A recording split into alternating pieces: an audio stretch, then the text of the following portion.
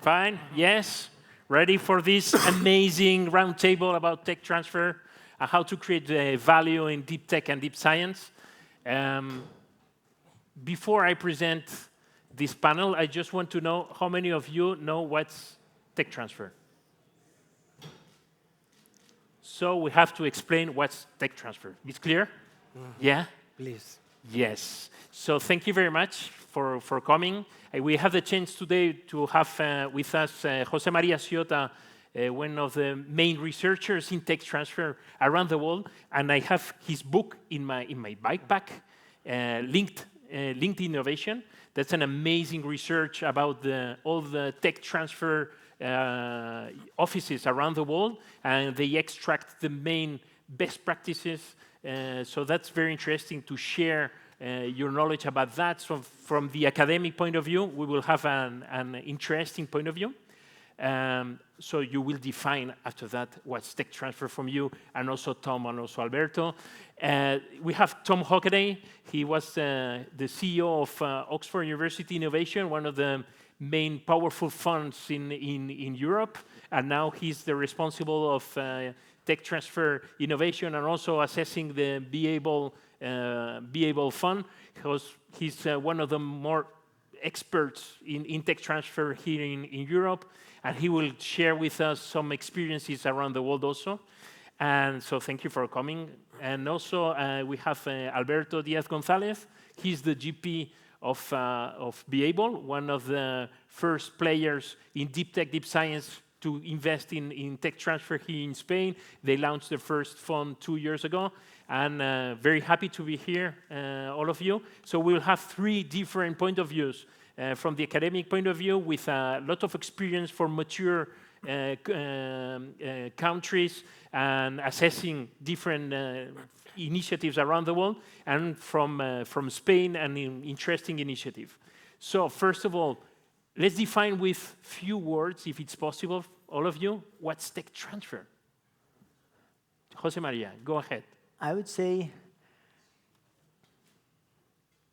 the process of commercialization knowledge. So I talk about university technology transfer, and it's about transferring technologies developed in the university out into business so they can get invested in to create better products for people. I would say it is identifying good technologies in research centers and convert them into a company that can later on be a player into the market with innovative products. Okay, interesting. Now all of you have about tech transfer, isn't it? Yes? Fantastic. So now we can start. Okay. So José María, with your study that you analyze the different tech transfer offices around the world, and you have this amazing book about this research, what would be, from your point of view, which are the best practices that you found about this process of identifying, as Alberto was saying, identifying the good IPs, intellectual properties, a proof of concept, and spin-off, and just to connect it with the market? What would be, from your point of view, this? Sure. So I would say, to understand also the answer that I'm going to provide, I would give some context. As you know, in the European Commission, we are very good moving from money to research. We are very bad moving from research to money. If you check, for instance, one of the rankings, Imago institutions, you will see that in Europe, we have around 30% of top institutions that are European in the top ranking, doing research, so publications in academic journals. However, if you move to that ranking and then you check what are strong on commercializing that knowledge, we decrease that number to around 12%. And there we have companies such as Nokia, Merck, Roche. In parallel, I don't know how much, if you know how much it costs to get one molecule or graphene or something to the market. So I have here the data. The success rate, 4%. The cost of launching that, 1.7 billion, and 13 years. So we are talking about high risk, long-term, and high cost. If you're an investor, do you want to put money there? No. So what we have done is, because research centers now are having the dilemma of, I want financial sustainability or I want academic quality. Do we have to choose? Our answer is not. We have analyzed 4,000 institutions, research institutions in more than 140 countries. And I want to share with you 3 cases, and now the best practices. First one, Shell. Shell with Imperial College. They were funding 3 million grand challenge to try to improve the fossil fuels to decrease carbon emission. And they succeed on that. So there are success cases in Europe. This is one. The second one, short-term contracting. Hewlett-Packard laboratories. They are giving between 50 to 10 grand for proof of concepts. And the third one, Max Planck. You know that they have been doing since 1920 4,000 inventions and more than 2,000 licensing agreements. So I would say there are success cases in Europe. We can improve. And the conclusions were, we have to improve first the decision on how can we decide between A and B, opportunities. Second, the transformation process, how we translate through design thinking those discoveries. And third, the commercialization process. So how can we create business models that are collaborative business models, public and private, to succeed on those proof of concepts? So if you are analyzing from the worldwide point of view, and you compare with the Spanish ecosystem, how far we are with the best practices that we have around the world, and what we should do, very concise and very concrete, which would be from the, I don't know, government, or from the corporates, or from the investors, or from, the institutions, university research centers, we should do to be on the top world class in tech transfer. Okay, only 2 recommendations that are going to be released in the next 2 months in a new study that we're going to publish that are applicable not only for Spain, but for whole Europe. 1, create a tech transfer co-investment fund, public and private, 15 years long-term view, with the KPIs of the European investment, the experience of the European Investment Fund, but the KPIs, the indicators of the European Investment Council. And second, there are many corporates here. And I have been tracking that BP, Enel, and a few others in the energy sector are starting to collaborate on these kind of collaborations on deep tech. So I would say the second would be that we create clusters of collaboration of corporates that are interested in deep tech. Okay, interesting. I just don't want to do the promotion of your book, but also with the future book of Tom in the next 2020. It's going to be, I don't know, if February, March, something like that. April. To talk about? It's a book on university technology transfer, and it's called University Technology Transfer, what it is and how to do it. So I don't think anyone will buy it by mistake.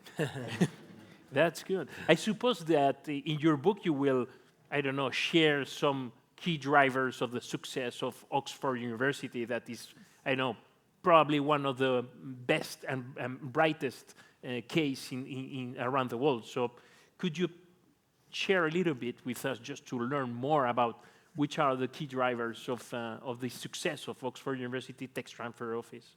So I think there are a lot of moving parts. It's complicated. And the success that Oxford has enjoyed has played out over 15 or 20 years. So it's complicated and it takes a long time. I think you can look at things inside the university, and then you can look at the role of industry, investors, and government. Inside the university, obviously you need a high volume of high-quality research. So you want your government and other research funding agencies supporting high levels of research funding. You want your academic staff to be motivated. You want the scientists to be motivated by getting involved in not only publication and the citation index, but also commercialization, knowledge transfer, technology transfer.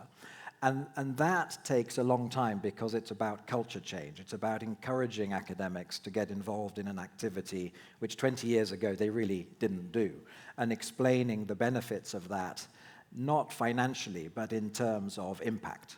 So publicly funded research, how does it impact? How does it deliver benefits and impact to society? And very often that's through technology transfer.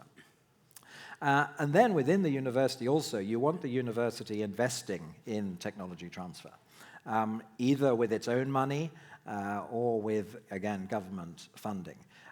Technology transfer doesn't pay for itself. You need to invest. You need to provide a lot of money to patent inventions that are coming through from the university research. You want as big a patent budget as you can get, so you can maintain and develop an IP position and not have to sell it too soon or drop it because you can't sell it. And you need good people. You need intermediaries, technology transfer professionals who can act as the intermediary between the university researchers and help explain to them what industry and finance is all about, and also explain to investors and business people what universities are all about, what are the different motivations and objectives and the different characteristics of the people. So within the university, you need to do a lot. But then that, in a way, is insufficient unless outside the university you've got investors who are willing to take the sorts of risks that José María mentioned, early stage, long-term venture risks, and businesses, existing companies that are sort of open-minded to open innovation and are willing to take in from outside, from universities, new ideas, new inventions that can help develop their business. And then, of course, there's government. There's always government. What can they do? And I think the experience from Oxford, but also across the whole of the UK, is that government has been very supportive of technology transfer, knowledge transfer. In about 2000, they set up a fund called the Higher Education Innovation Fund, and this now provides about £250 million a year to universities across the UK to help develop knowledge transfer capability. And this might be used in proof of concept funds or technology transfer office staff, or in lots of different ways, lots of creative ways to help make connections between university research and society in its broadest sense. So government in the UK has really backed this with increasing amounts of money over now nearly 20 years. So which would be your advice for the Spanish ecosystem just to take these best practices to apply it in a quick win way? Of course, the long term is very difficult to buy. You cannot buy time. But of course, there's something that is just put some lights on these topics, no? Something like that. So I really would not sell it as a quick win. I think any government should not see this as a quick win. I think a government should see this as a long-term play. Invest in as much basic science as you can in your universities and your research centers. Invest in developing tech transfer, knowledge transfer capability, so you've got a capacity for people to help transfer it. And don't do it for the money. So do it because of the benefits to society of university research results being transferred to industry, whether that's big existing companies or brand new companies. So that money is used to develop the early stage research ideas into products, services, medicines, diagnostics, which benefit society. So it could be a strategical topic for a government? Absolutely, absolutely. And we're fortunate in the UK, in one sense, is that although governments have changed, they have continued to support this Higher Education Innovation Fund consistently for 20 years, whilst governments have changed, and there have been some other political issues you may have heard about. Great, great. Alberto, you are one of the main players right now investing in tech transfer, deep tech, deep science in the Spanish ecosystem. We will be also with you in the next quarters, I hope, because we are launching our initiative also, so to co-invest. That's going to be great for the Spanish ecosystem. With your experience since 2 or 3 years ago, what do you say, what do you see in this ecosystem in the tech transfer? Do you see good opportunities? What's missing? What do you think? Which are your actually, thoughts? we have been playing this game here since 2008, and we changed into fund structures since 2015. So we already have a very long track record here about tech transfers here in Spain. So I think there is light and there is darkness in the Spanish ecosystem. The light can be that many people doesn't know, but Spain is a top research and science country at world level. On top, we are on top of some countries such as India, China, South Korea. We have a research power of a top level in what it is called deep science. I mean, microelectronics, new materials, photonics. We are top leaders in the world at research level. Okay, this is the light. Some other light is that the government, I think, since some years ago, has already made the focus on let's try to create this environment, push and also backed by the European authorities. Okay, so we have several ways of thinking about this new market. Okay, the darkness I can see is that, well, some more lights, as we have this so huge ecosystem of scientists and top research centers in many cities, in many places. There is, in our opinion, we can find at BeAble, we can find around, you have to bear in mind, we analyze around 400 technologies per year. Out of them, we choose 10 every year to do investment. For the last 3 years, we are the top leaders in Europe for doing tech transfer as venture capitalists in number of investments, okay? Not in amount of money invested. And in this regard, there is a lot of light if you have an adequate model put in place in the Spanish science ecosystem. Okay, which is the darkness? The darkness is that first of all, the Spanish society, the Spanish community is too far from science. We don't really know what do we have in house. Investors in general are too much, I don't know, finance orientated, which is normal, of course, but we have to bear in mind that European Investment Fund and other market makers of venture capital in different sectors, they want to create structures in which people with a scientist background take investment decisions, as it is in our case, in our fund, except 2 persons, myself and Roberto. Everybody has a technical or scientific background. Almudena, who is the spirit of our fund, she has a scientist career, so we can discuss about nanotechnology, microelectronics, and we really understand at our fund level what we are talking about. We don't need experts to discuss about these things, you know. And that's the main darkness from my side. There is a lot of barriers for other investors to get into this market because there is not this knowledge of the technology, of the science, more than technology. I mean, you have to understand the science, and afterwards you will understand the technology, okay? Mm-hmm. Because we are talking about, in our model, we do something so seed as we identify a paper or a patent of someone who didn't even thought about creating a spin-off. And we call him. Look, we have a big data processes and a very good trained team with a lot of people. And we call them, look, we have noticed that you have made a paper on this kind of photonic device, whatever. And did you know that this may have an application in the market? Because researchers doesn't know that their science, normally, on a 90%, 80% of the cases, they don't know what is the application for their base science. So this is something to work with a lot. Mm-hmm. And then we do this work. So there is this kind of barriers for entering as an investor to do this pass from the laboratory to the market as a company, that it's very difficult for Spain and even for any other countries, because I think that in Europe there must be 5 or 6 pure tech transfer venture capital funds who are doing from very seed stage. And there is some barriers, and we are BeAble Capital. After 10 years of work, we are already very smart and very quick doing this, but we notice that there is all these kind of barriers. I think that the research centers have changed a lot its mind during the last 4 to 5 years. They are already acquainted to venture capital. They are already used to venture capital structure, because without venture capital, there's no tech transfer. I mean, that is a first thing to note down in the book. I mean, if you want to have tech transfer, you need to have venture capital. That's why we are here. That's why we are here, of course, to make a lot. I mean, actually, this is for investors. I have to say it is very profitable.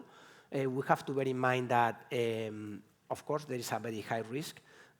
That's why, because the sooner you invest in a project, the bigger the risk, because we are so far from the market as having just one paper, okay? But there is a process to do that. There is a protocol to keep eliminating risk. And you have to bear in mind that, for instance, in our case, we are going to invest in 30 companies, 25, and maybe 1/3 of them will reach the end of the road after, let's say, 5 to 6 years, and maybe only 2 or 3 are really successful. So that's the amount of risk you have to manage very professionally. But of course, there is a lot of opportunity. In our case, we have I would like to mention that though there is a lot of risk, there is a lot of opportunity. We are going to close the investment period of our fund 1.5 years before than expected, because we are finding a lot of investment opportunities. We are already raising a second fund, in the process of raising a second fund for 70 million, which is quite a lot of money for a venture capital in tech transfer, even in Europe, even for Europe. So there are very good. There is a very nice music. There is very good news coming from the past, and I think that in the end, Spain will come to a positive push from the tech transfer world here in Europe.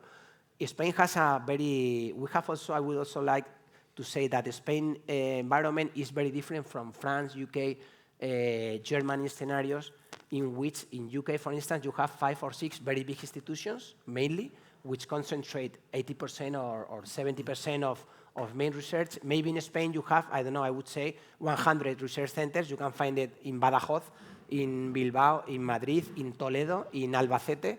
So the work is going to each of them and trying and be in a position to identify, okay, we have technologies from Albacete, we have technologies from Toledo, from Barcelona, of course, from Madrid, of course.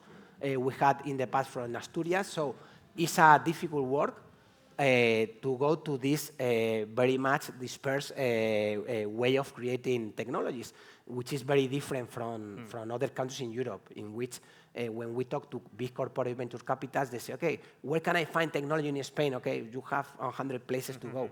And that's another, maybe it's a handicap, it's a barrier, but you have to learn to manage that. Interesting. We are almost out of time, but if there is just one question from the audience, because now they are experts in tech transfer, you know?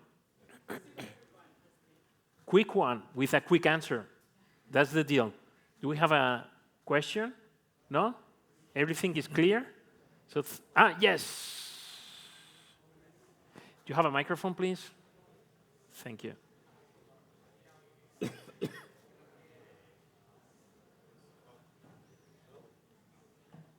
is the role of the entrepreneur in the tech transfer? Because you talk about investing, you talk about scientific researches, but... Well, when we think about university tech transfer and the idea of setting up new spin-out companies based on university research results, it's very unusual for the university researchers and the academics for them to be entrepreneurs. So we need to, as part of the tech transfer responsibility and functions, we need to be very active and build an innovation community in which we have good relationships and contacts with real entrepreneurs, people who are good at business, good at managing businesses. And in my experience from Oxford, about 1 or 2 in 100, the academic would play a really key entrepreneurial role, but the rest of the time, the academics were not the entrepreneur. We found a new entrepreneur from the local innovation community. In our opinion, in our experience, the entrepreneur, it does not exist. We are a company builder venture capital model, okay, which it means that we identify an opportunity, we create all the business, and we find and engage someone with an entrepreneurial spirit into the project. But as Tom said, it's very rare to find, well, we have never seen that someone from research goes into entrepreneurial mode, okay? And in our model, as a venture capital fund, we have for a very long term to be commercialized or to be on the market. We don't think it will be the case that at some moment there will be an entrepreneur which is researcher. Thank you very much. And big applause for all of them. And thank you for you also.